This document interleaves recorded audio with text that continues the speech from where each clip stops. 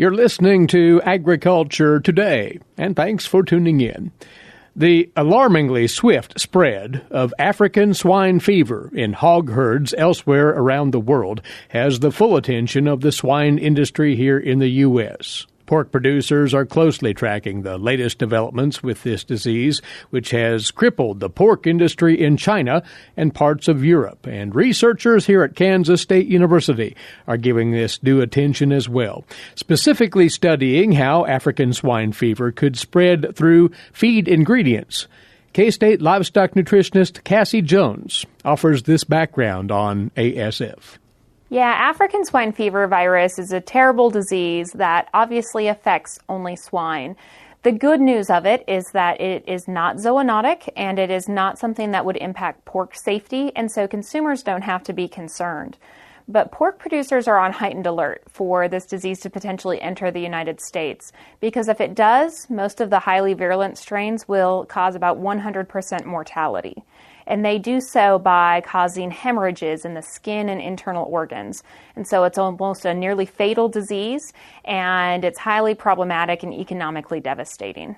Even more so than another viral disease which ravaged parts of the U.S. hog industry in recent years.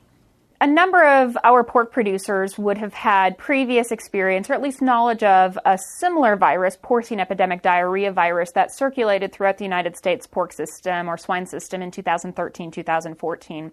It was a devastating disease. It was the first time that it had entered into the United States, and so the swine herd was very naive, and as such, we had a high level of mortality, and it was economically devastating to the pork sector. The PEDV virus, though, has a very low infectious dose, meaning it doesn't take much virus to get an animal sick, but it's actually not a very hardy virus. Also, it's one that only affects suckling pigs and nursery pigs from a morbidity and mortality perspective. And so grow-finish pigs, we maybe saw a little bit of morbidity, but we didn't have the death loss like we would expect with African swine fever virus. And so African swine fever virus is quite a bit scarier than PEDV.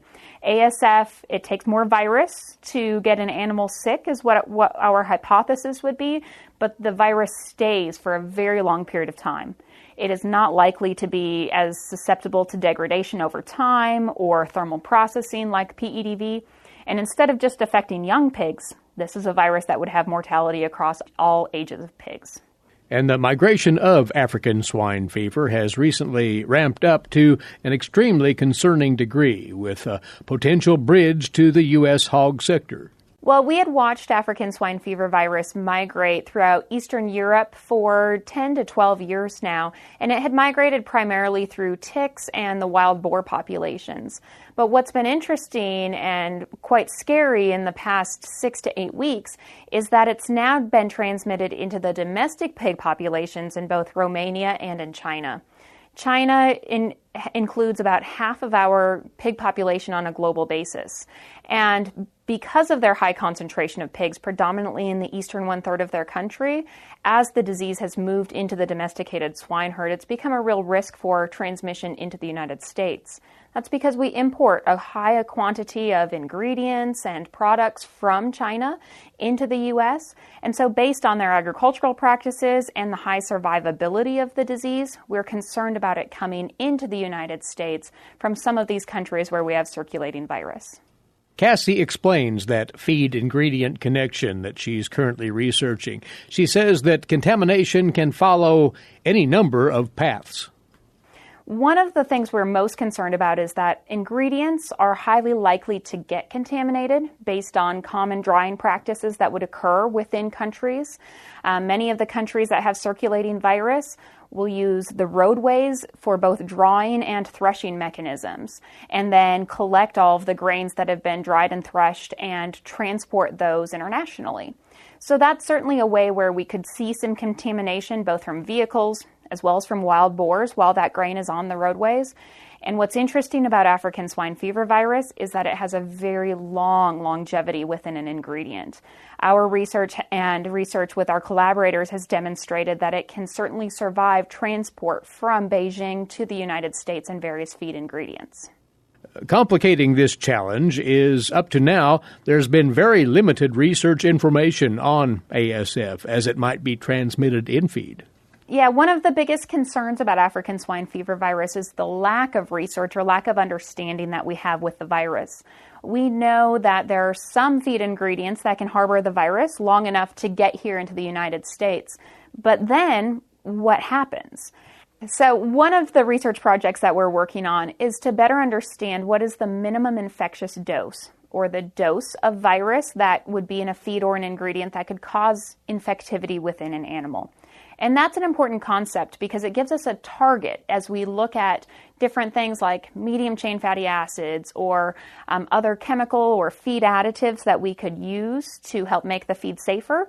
We need to understand what is the target we're trying to reach of how much African swine fever virus could actually cause illness within an animal. However, research that's been conducted already at K-State via the world-class feed mill complex at the university has shed some important light on this question. A lot of our previous research has helped us understand the potential transmission mechanisms of viruses through feed. Previously, we've relied heavily on the Cargill Feed Safety Research Center and the O.H. Cruz Feed Technology Innovation Center at Kansas State University, where we've learned extensive amounts about porcine epidemic diarrhea virus and its transmission through feed and ingredients. That knowledge is certainly helping us understand what is the potential for viral transmission through feed or ingredients and is being extended into African swine fever virus now. One of the concerns that we have, which is covered in a frequently asked questions document on our website, is that we're hearing a lot of industry questions about how long we should be storing specific high-risk ingredients. For example, if we have a quarantine time, is that an effective mitigation technique? As we've looked at the research, we understand that a lot of the half-lives or quarantine times that have been developed are relying on a linear degradation scale, where actually viruses tend to degrade in a quadratic or slowly over time. And so we're concerned that there's just not enough data to help us understand how long we should hold a feed ingredient, and if so, what those target times should be. Instead, as of right now, the best option is if you have a high-risk ingredient like soybean meal from a high-risk country, like one that would have transmitting virus, the best option right now is to exclude it from your pork diets. What's at stake economically is, of course, enormous, as Cassie describes the ripple effect of an African swine fever outbreak. This would be important economically to the swine industry. It's estimated to cause about $4 billion of impact if it were to get into the United States.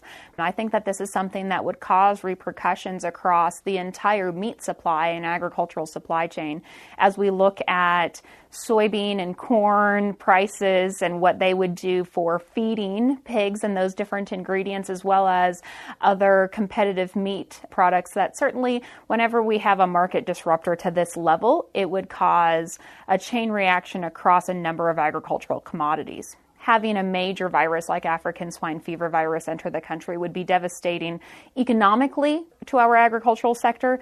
It also, I think, would be very damaging from an emotional perspective as we think about 100% mortality to those affected domesticated herds with no vaccine and no potential treatment. For pork producers, African swine fever virus is considered worse than foot and mouth disease because we hear about FMD, but there's a vaccine for foot and mouth disease and there is some level of treatment. There is no treatment or vaccine available for African swine fever virus. Its treatment and its mode of treatment, according to USDA, is a stamping out procedure where we would have mortality and euthanasia of large farms. And this is why K-State has been quite proactive in providing fresh information on biosecurity practices to swine producers in the cause of preventing ASF from taking root in this country.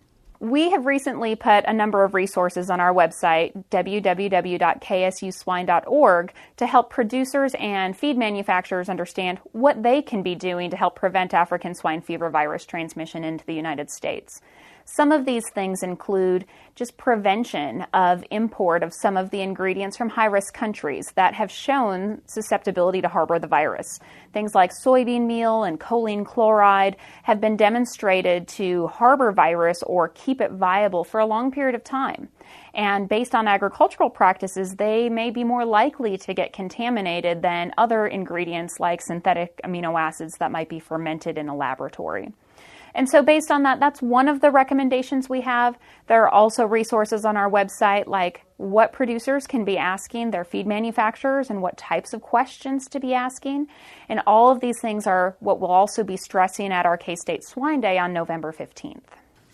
That's K-State livestock nutritionist Cassie Jones. Also, scientists at K-State's Biosecurity Research Institute are currently studying the African swine fever virus itself at that Biosafety Level 3 facility here on the campus. All will be giving an update on how you producers can protect your operations at the 2018 K-State Swine Day, Thursday, November the 15th, here in Manhattan. Meantime, current recommendations can be found at ksuswine.org. We'll be back with more on this Agriculture Today. While many people know hunger is an issue in developing countries, it is also a problem in our own backyards. In 2010, 1 in 7 Kansans struggled to put adequate food on the table. 2 K-State research and extension programs are tackling this problem. The Family Nutrition Program and Expanded Food and Nutrition Education Program reach thousands of Kansans and more than 70 counties. They learn how to eat healthy with a low budget. For more information about these programs, visit ksre.ksu.edu. Welcome back. You are tuned to Agriculture Today. Want to bring up one more reminder for those of you interested in the crop insurance program. That would include insurance agents, lenders, and certainly farmers. K-State is partnering with 3 neighboring land-grant universities to put on the series of 2018 crop insurance workshops in Kansas, Nebraska, Colorado, and Oklahoma coming up next week. We've brought back by risk management specialist, K-State Research and Extension, Art Barnaby, who will be, of course, on the program. He is largely responsible for organizing this as well. And Art, to close it out at each of the 4 locations, you'll be looking closely at the past, present, and future of crop insurance as what you describe as the preferred safety net now. And that's a stark change from 30-some years ago. Yeah, you're more or less looking at my whole career. Right. It's been that long. Crop insurance in 1980 was moved from the USDA over to private insurance companies and private agents motivated by commission rates as a way of getting greater participation in crop insurance. Everybody in Washington thought this was a great idea, and it didn't go too well. Farmers did not like it. In Washington's view, we're paying, at that time, I think it was 20% of the premium. Maybe it's been 25%.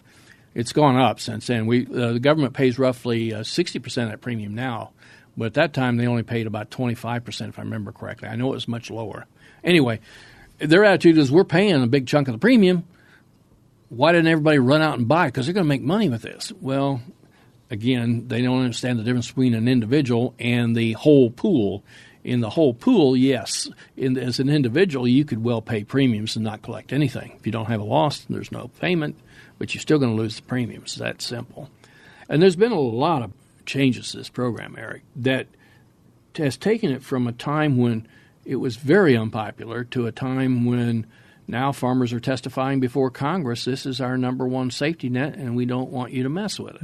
And one of the more revolutionary changes in the makeup and structure of crop insurance, the emphasis originally was on yield protection, but now it has shifted to revenue protection in large part, right?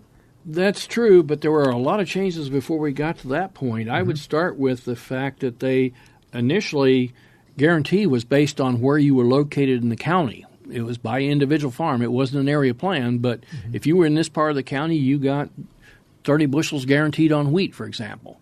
And what happened was the folks that couldn't farm bought it, and those that could didn't buy it. So not only did you have low participation, but you had high loss ratios.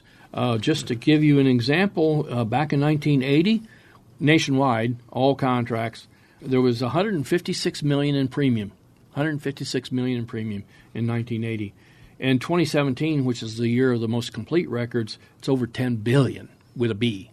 So one of the reasons that came about, and I think the first big step was they went away from where you were located determined to your guarantee to your guarantee being based off of your 10-year average. Now, as we've talked many times, there's many adjustments to that 10-year average, so it's a lot more complicated than just a simple 10-year average. But the fact is your insurance is tied to your individual farm performance, your individual management capabilities, and underwrited from that standpoint. So that, I would argue, was probably the biggest change made in crop insurance, that you're no longer being guaranteed off some average, you're being guaranteed off of your own individual historical risk. Yes, and from there it kind of moved on. First step was adding the replacement coverage, which was called MVP. It was a private sector effort. But that later in 96 got rolled over into revenue coverage, and especially in the Corn Belt. That's when the coverage really took off in terms of participation. So when you add it all up, made tremendous progress. But one of the things I'm going to close with in my presentation, we don't have the perfect product yet. There's still things out there this contract doesn't do, and people need to recognize it.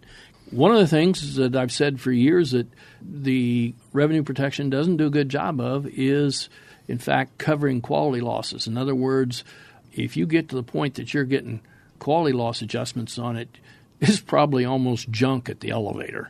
And we're seeing that this year, you sure have. You're getting docks long before you get to anything that's going to trigger quality losses in your insurance contract. In fact, one agent said to me, it's like a second deductible, and I would agree with that. That's basically how it works. Those are risks that are left back at the farmer, so I get really upset when some of these folks off in Washington and other non-farming interests start talking about farmers getting overpaid, more likely to get underpaid for their actual loss simply because of that quality loss adjustment. It's not as much bigger at the elevator than what it is in the insurance contract, and I don't think either they don't understand that or it doesn't fit their narrative, and that's not what they want. That's not their story. So nonetheless, as farmers, you have to manage your own farm. You can't worry about somebody with an axe to grind has to say about the program. It's just the way it is, and I don't think that's going to change. So with that in mind, this year I was sort of asked, can I say something about what is the best product to buy? Loaded question. Yeah, that is a loaded question, and it's going to vary by farm. I need to know how you're structured individually and what kind of marketing you do, whether or not if for example, if your ground is very similar, you don't have a lot of variation between your fields, you really probably should take a look at enterprise structure where you average all your contracts together, because they so discount the premium on that. In many cases, you can take that, move your coverage up 10%, 10 points, go from, say, 70 to 80, and pay the same premium. So it gives you a higher total guarantee. Now, recognize you could lose a field to hail and receive nothing as long as it doesn't exceed your lower deductible on the enterprise unit. But nonetheless, that is a place that one might save some money. But remember, I said it depends on the farm. Is your land very similar? Doesn't change a lot. Yields don't change a lot from field to field. It's not variable. They did split out the irrigation and non-irrigated, so you can do that separately. And also, how do you feel about losing a field of corn and not getting paid, or a field of wheat? Because that's possible with an enterprise unit. I tend to think, for the most part, the market sort of figures these things out. And looking at, we got everything by bar charts. I can't show you the bar chart, but so it's a little hard. But I can tell you that by far, most farmers in the 4-state region that I'm looking at, Colorado, Nebraska, Kansas, and Oklahoma, optional units is the preferred structure, still is, in spite of the discounts on the enterprise unit. In fact, the enterprise unit participation is actually a little less than the basic unit. So there certainly hasn't been any move to enterprise units in the 4 states. So I have to assume they know something more about their operation than I do. And as a result of that, I'm willing to accept this is what the market says. But there may be a few people that haven't thought through the possibility, well, maybe that enterprise unit really does fit me. If it did, you can save a lot of premium and actually get more coverage. So that's the kind of thing I'm looking at for this particular presentation. a ton of information will be passed along during not only that part of the workshops, but the other topics. The Farm Bill will be examined to date. Whole farm revenue protection will earn a session. The full-blown market outlooks, crops and livestock, federal monetary policy, all of it is right there. And Art, you are encouraging anybody with any real stake whatsoever in crop insurance to at least look into attending one of these. Absolutely. And we're going to be looking at some other issues, too, beyond that. One of the questions I keep getting is, does irrigated corn in these 4-state regions subsidize non-irrigated corn? Mm-hmm. As it turns out, maybe, because the loss ratio is much lower on corn. There's underwriting gains on irrigated corn, but we're showing underwriting losses in all, well, with the exception of Nebraska. Kansas, a slight loss. The other thing is that there is a difference in the level of coverage farmers buy in these 4 states. In everywhere but Nebraska, the majority of the contracts are written at what I labeled the middle level of coverage, which is 65 and 70% coverage. In Nebraska, their coverage is at 75 or higher, and that is by far the vast majority of the contracts. These workshops upcoming will cover all of these important details in full, allow you producers and others attending to bring up your specific questions about crop insurance as Art puts it, the preferred safety net as it is in reality today. It's a good place to come to hopefully get some good expertise or at least some idea of where we're headed, and therefore you can manage accordingly. So I hope it's not just what we're presenting, but it's the ability to question the so-called experts. Dates and locations to follow shortly. Art, thanks for the comments and overview. Art Barnaby, Risk Management Specialist, K-State Research and Extension, alluding once again to the series of 2018 crop insurance workshops, co-sponsored by K-State, Oklahoma State, Colorado State, and the University of Nebraska.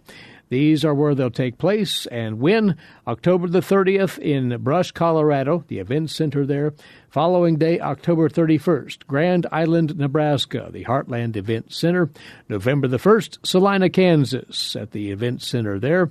And November the 2nd, at Enid, Oklahoma, at the Autry Technology Center. Complete information, including registration and how to get a break on that registration fee by taking care of that early, at agmanager.info. Legal and financial concerns surround the day-to-day management of the agricultural industry.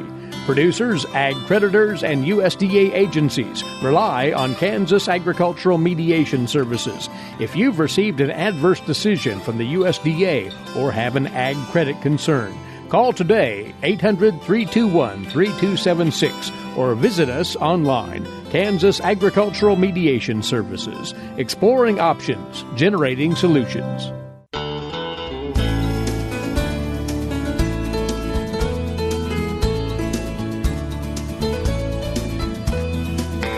Welcome back. You're listening to Agriculture Today. Eric Atkinson here. Well, it's underway, the 91st National FFA Convention in Indianapolis. It officially convened yesterday. As always, a large contingent of Kansas FFA members are in attendance and participating, including the state FFA reporter this year. Miranda Depenbusch is with us. And Miranda, first of all, you're from the Udall chapter in South Central Kansas, correct? Yes, Eric. And you're enjoying your state reporter stint so far? I am very much enjoying this opportunity to serve Kansas FFA this year. We have done so many things throughout the summer, and I'm excited to see what the rest of the year has for us. What do you consider the highlights of the first day of the convention, Miranda? Yesterday, the delegates from Kansas, the state officers, we worked really hard on the committees. Fortunately, Kansas, out of the 6 committees that are being brought forward to everyone in National Convention, we have 2 of the 6 chairs. So Michael and Max had a great opportunity to be chairmen of different committees, and we all worked really hard to come up with some things to bring forward to the delegates. So I'm very excited about that. And we also got to go to the Garth Brooks concert, which was a really fun time, and I was really excited to see him in concert. Made for a late night and early morning, didn't it, then? Yes, it did. But you mentioned the committees, and lest folks forget, there is a great deal of policy that is decided upon by convention delegates. What are some of the lead topics and issues that are being addressed this time around? I'm on the Technology and Social Media Committee, so we're working really hard to figure out different ways we can implement technology in the CDEs and LDEs we have. We're also figuring out how we can advocate more on social media and have a technology presence. I know Michael's the chair of the Inclusivity Committee, and Max is the chair of trying to implement more agriculture organizations and clubs with FFA so we can have a stronger partnership with them. And there's a couple more. Looking ahead to today, then, what's on the agenda, Miranda? Currently, the first session started at 8 o'clock, so everybody's down there getting really excited for that first session. And then we have more delegate meetings after this, and very excited to go to those meetings and see some sessions today. We have another one, so very excited for those and the speakers that are going to be there. And as the convention rolls along, several Kansas FFA members will be up for individual recognition, and we'll get into those as they come forth here in the next few days. But one thing for sure that we know is that the National FFA officer candidate from Kansas has made the initial cut. Yes, we found out Monday night that Elizabeth Meyer, originally from Marion, Kansas, has made the top cut, and she's continuing on with the interviews for national officer candidate. And we will find out Saturday during the 9th session how that turns out. And she's one of 23 young people who are, in fact, in that pool now for national office, correct? Yes, sir. So, lots ahead. What are you looking forward to the most as the convention continues forward, Miranda? Yesterday I had the opportunity to talk to many different students from Kansas, and I got to see my advisor in my chapter from Utah. It was very exciting. So I'm most definitely excited to just continue to talking to members and seeing different people from different states and getting to hear their stories and their reasons why they're in this awesome organization. Today, actually, we have all of our CDEs and LDEs competing, so we will find out a little bit later on how they do and competing in those. Excellent. It is a thrilling time for FFAers as they attend the convention. Miranda, we'd like to talk with you again this time tomorrow and find out how those Proficiency Award finalists from Kansas did in their respective areas. So we'll touch base then. Thank you very much. We appreciate the update right here. Thank you very much, Eric. She is Miranda Depenbusch, state reporter, Kansas FFA, and in attendance at the 91st National FFA Convention, which is well underway in Indianapolis. Might mention here those young people who are vying for those proficiency awards as national finalists. Michaela Musselman of the Clay Center FFA in veterinary science, John Aitchen of the Ulysses FFA in dairy production, Tanner Walker of the Mission Valley chapter in wildlife production and management, and Maddie Toman of the Paola FFA in ag services. We wish all of them the best of luck. Now it's on to this week's Kansas Soybean Update with Greg Akagi. Greg?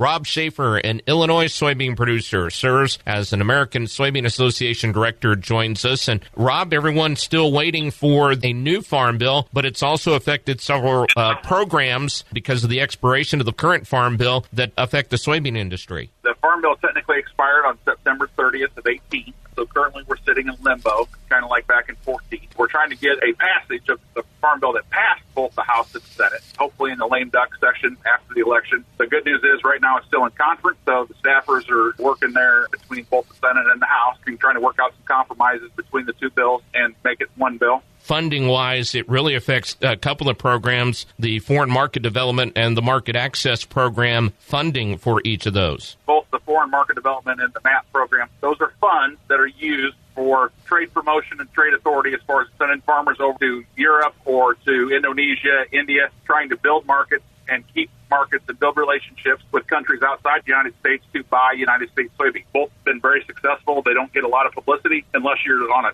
checkoff board or something like that, but those are very important programs and have done very, very good work for the United States, Illinois, and Kansas soybean farmers. You have an interest both as far as an Illinois producer is concerned, but you also have interest in Kansas, so you also look at marketing as a very important tool. the more markets we have, obviously means more competition than we have for both our beans or corn or wheat. All of our commodities, the better off we are when we've got a lot of people lined up. The more people you got lined up to buy your products, the better off you do. We're not having China for, all the commodities, which they buy a lot of stuff. If we're not selling it to them, somebody else is going to. So we're trying to get that market back as quick as we can, between the tariffs and then also getting the EU done, trying to get the new, I call it the new NAFTA done, and trying to get that done and working on a deal with Japan and some other countries. And it'd be really nice to have something to show China that says, hey, you aren't the only ball game in town. They keep saying be patient. That's not easy to do for that soybean producer. No, it's not. We were kind of hoping we'd have something in place by harvest. Obviously, we don't have that. That's how we got what we call the Trump deal, where the 82.5 cents first go around here on beans, and then hopefully in December another 82.5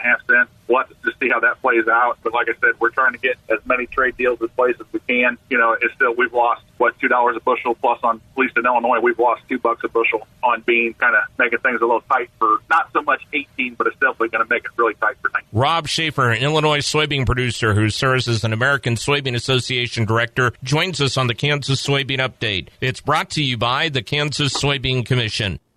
Thanks, Greg. And this is Agriculture Today. Did you know every Kansas farmer feeds 128 plus people?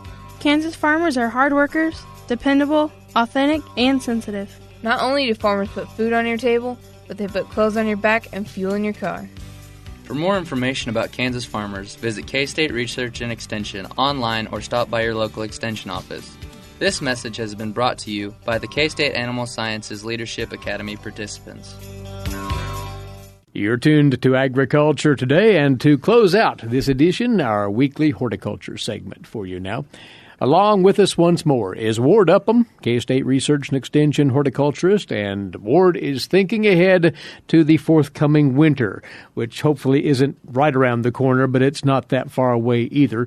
So, Ward, you have several things for our homeowners and gardeners to consider in preparing for the winter season. One of those would be toward the vegetable garden, where folks might actually have some produce still out there planted in the summer as fall production, right?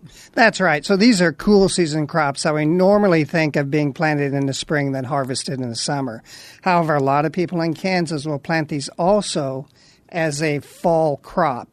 And so these are things like broccoli, cabbage, cauliflower, even potatoes, if you can find seed potatoes at the right time of year. And so all of these, if they're in the ground, have differing levels of hardiness. Some we refer to as being semi-hardy, so they can take a light frost, but anything down to about mid to upper 20s and they could get damaged. And so what we're talking about here are things like beets and Chinese cabbage. Collards are Irish potatoes, Bib lettuce, mustard, radishes, spinach, Swiss chard, and leaf lettuce. So there's a number of those that fall into that area.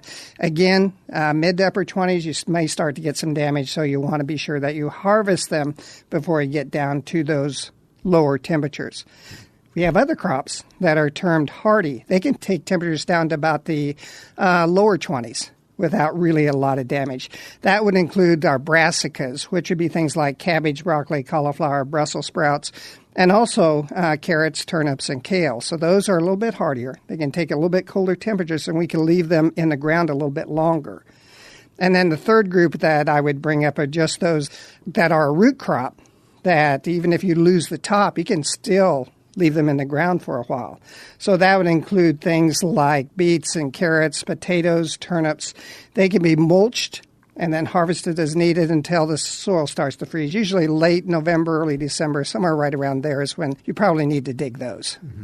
The gray area here, Ward, might be with those, quote, hardy crops. You can wait a while on those, but they do have a threshold likewise. You can't wait forever, in other words. That's right. That's right. And something like turnips, the tops are going to be more tender than that bulb is. And so even after that top is burned off or after you harvest it, you can still leave that turnip in the ground until you're ready to harvest it. But if those freezing temperatures get down in the ground too far, then you're going to be in trouble. So just err on the side of caution. And certainly in the case of the semi-hardy crops, if you haven't looked for a while, you best do so soon. That's right. That's right. Let's talk also about the ornamentals and specifically summer bulbs, which one would want to preserve, presumably, and that by way of winter storage, and there are certain techniques to follow here. That's right. So we're talking about those tender bulbs like glads, caladium dahlia, tuberous begonia, canna and calla lily, all those types of things that are really not hardy here. And so we need to dig those bulbs in order to protect them over winter. Actually, most of these are not bulbs. They are different types of storage structures. For example, cannas and calla lilies, they're rhizomes. Caladium and tuberous begonias are tubers. Gladiolus is a corm, and dahlias is a tuberous-rooted plant. But it's easier to call them bulbs. Yeah, so we're going to call them bulbs because that gets a little confusing if you don't. So these should be dug after frost has at least partially killed that top growth. And so once that top growth starts to go off color, then you can go ahead and dig them. And then once they're dug, just put them in something like a cellar or a garage or any place where it is somewhat protected from the cold, but allow that foliage to completely dry. And then once it's dry, you cut off that foliage and then you store them. And usually what you want to do is store them in something like dry peat moss or vermiculite or perlite or sawdust, anything like that, where if one rots, it doesn't rot the whole bunch of them. That way they'll store over winter and you'll be ready to plant again the next spring. So once again, location, a low humidity spot that's cool. And are there any temperature guidelines to follow there? There is. So once they have gone through that period where you're just drying the foliage, then you want to take them down to a lower temperature. If you have something like a caladium, they're probably 50 to 60 degrees would be what they prefer. And so that's not hard to find. All the others, you're going to want to get as close to 40 degrees as you can. Now, a lot of times in our modern homes, we're not able to do that. So if you go into the basement and store them against a wall that's cool, that would be probably about the best you can do. But they'll still be fine. They'll make it through the winter. You'll be able to plant them the next spring. All right. Well, here's something that just about any homeowner or gardener needs to pay attention to. Winterizing those watering systems, whether they be hoses on a reel, whether they be subterranean watering for the lawn, all of those need some attention right now, don't they? They sure do. Those, especially for irrigation lines under a lawn, those are usually put in fairly shallow, maybe a foot deep. It could be even shallower. And they will likely freeze if you don't drain those. Now, some of our irrigation lines have an automatic drain on them, but usually those main lines are not. They're going to have a manual drain, and you're going to have to open that up and make sure all the water gets out before really cold weather gets here. And so make sure you know where they're at. Make sure you have a map, so if you haven't found them before, that you can find them next spring to close that off. Actually, it's easier in the spring to find them because you can turn on the water and see where the water squirts out. But make sure you get that all drained, or you're going to be doing some digging the next spring. And costly repairing as well. Yes, and it's a mess. And also if you have any just garden hoses, make sure you string those out straight and then coil them up so that the water drains as you coil, and then you can store them wherever you want. It's best if they're out of the sun. UV light can actually break down those hoses over time. So just make sure that you store them and you store them dry. That would also go for all of your accessories, your water nozzles and the like. Those need to be drained as well. They do. And if you have any sprayers like on a tractor, like I do, spray the orchard, make sure you either drain those or you use some sort of antifreeze in them to protect them over the winter. And to store them indoors, if at all possible, in all cases then. Yes, often. If you use antifreeze, you can leave them on the tractor, but make sure you have enough antifreeze in there that you really do protect them. You bet. Well, these are several things that we can occupy ourselves with over a given weekend, because we want all of this to happen before true winter weather sets in. And so good advice across the board. If folks have any questions, Ward, they can contact you at the Horticultural Rapid Response Center here, right? That's right. That is at 785-532-1438 on the campus, 785-532-1438. Ward demands that regularly. Thanks for coming over, as always. You bet. He is horticulturist Ward Upham of K-State Research and Extension, and he's been along with us for this week's K-State Horticulture segment. With that, our time's away for today. We appreciate you tuning in. Hope you'll rejoin us once more right here tomorrow. Until then, Eric Atkinson here for Agriculture Today.